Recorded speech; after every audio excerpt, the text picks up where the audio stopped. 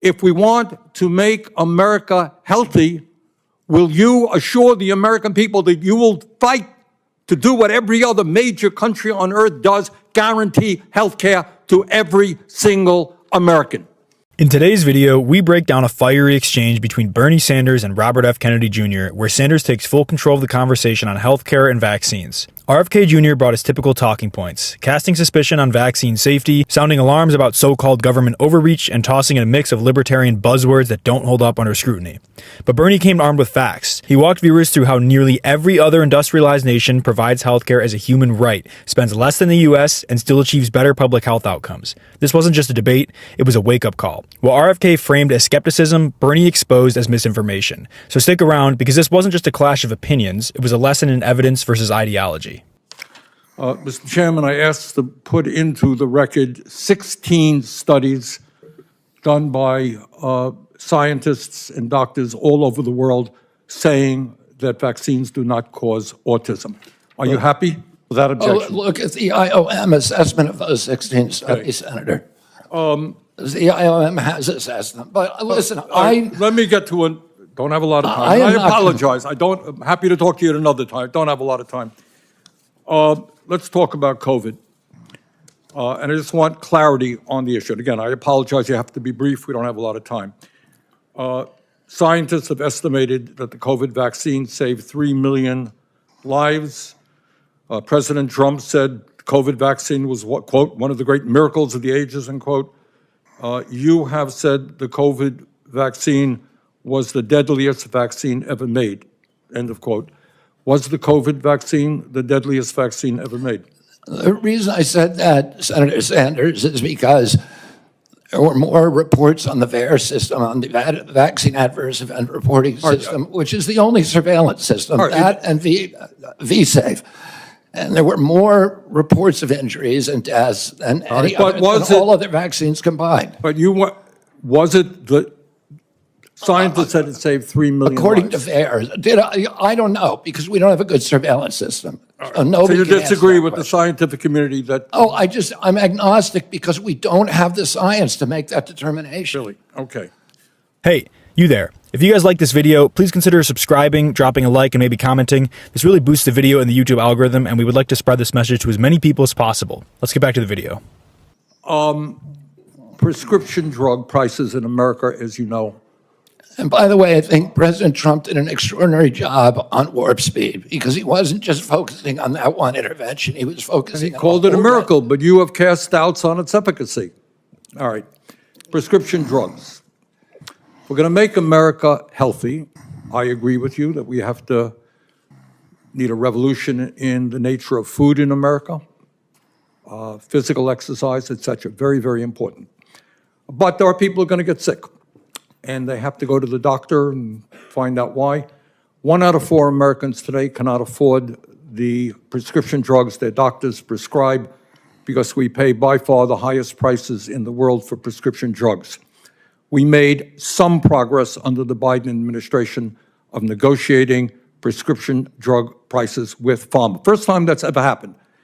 Now, yesterday you told me that the White House was going to issue something affirming their support for continuing those Medicare negotiations. Turned out not to be quite accurate. They came up with some bland statement, could have been written by pharma. Very specific questions.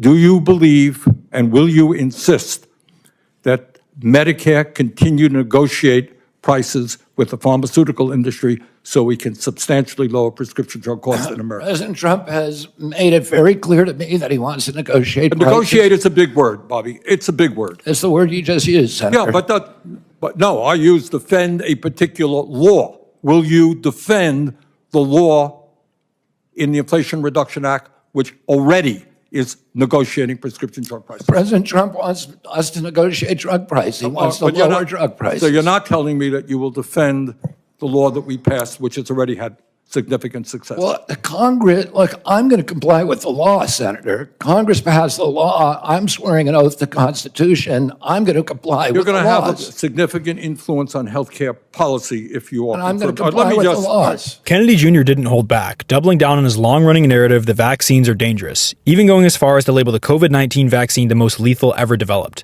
But this claim has no scientific backing. The autism vaccine myth he clings to has been thoroughly discredited, originating from a discredited paper that was retracted and labeled fraudulent.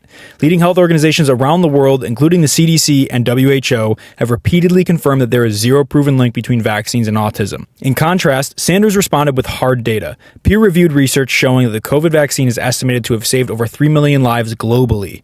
RFK Jr., meanwhile, leaned on VAERS, the Vaccine Adverse Event Reporting System, which is full of unverified, self-reported entries and clearly warns against using the data to determine cause and effect. When the conversation turned to prescription drug prices, Bernie drilled into the real crisis, that millions of Americans skip their medications because they simply can't afford them. He asked RFK to support the Inflation Reduction Act's provision allowing Medicare to negotiate drug prices, a historic move towards affordability. Kennedy hedged, refusing to voice full support.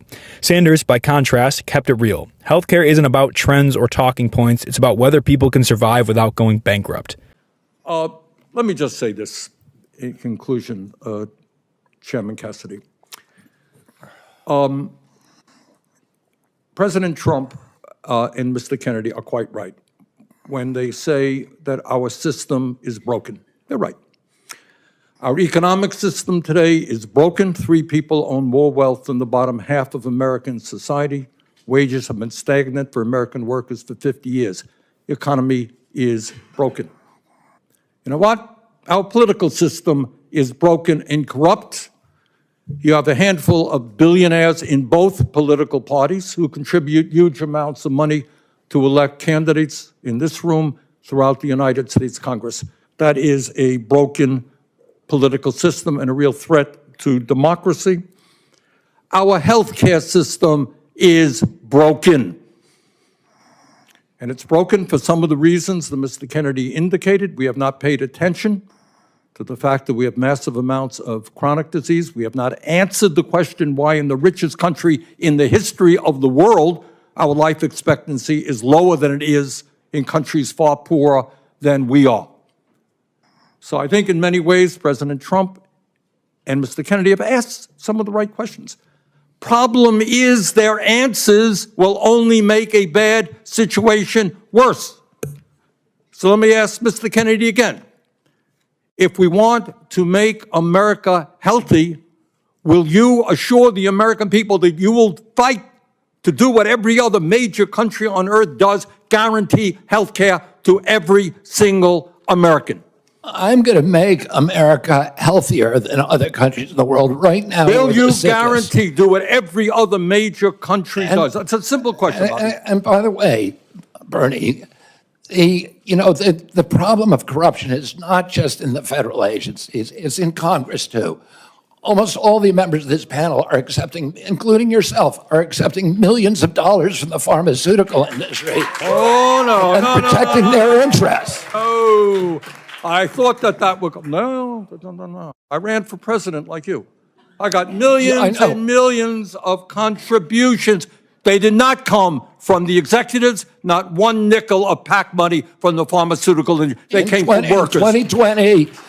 In 2020, you were the single largest because I had receiver of pharmaceutical money. Contributions from workers all over this country. Workers, you were the not a nickel from corporate tax. You were the single largest acceptor of pharmaceutical dollars. No, from workers in the industry. 1.5 million. Yeah, out of 200 million. All right, but you have not answered, last question. You have not answered my question. Mr. Chairman, we're 3 minutes. How do we make America healthy if you don't guarantee health care? The defining moment came when Bernie put a simple question on the table. Would RFK Jr. commit to the idea that healthcare should be guaranteed for every American, just like in every other advanced country?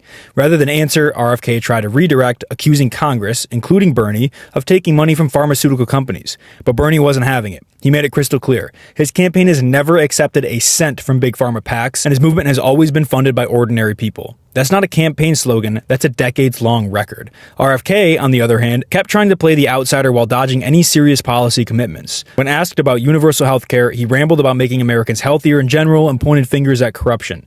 He never proposed a path to actually guarantee care. And his vaccine rhetoric, just more of the same baseless fear-mongering. Bernie, refusing to let disinformation slide, entered 16 peer-reviewed studies into the record, all of which affirm that vaccines do not cause autism. This wasn't just a clash between two candidates. It was a stark contrast between one man grounded in science and another peddling suspicion. As Bernie put it, asking tough questions is fine, but if your answers only deepen the crisis, you're part of the problem, not the solution. That's a wrap from Eat the Narrative, where truth isn't polished, it's weaponized. If you guys enjoy this content, please leave a like, drop a comment, and consider subscribing. I'll see you in the next video. Peace.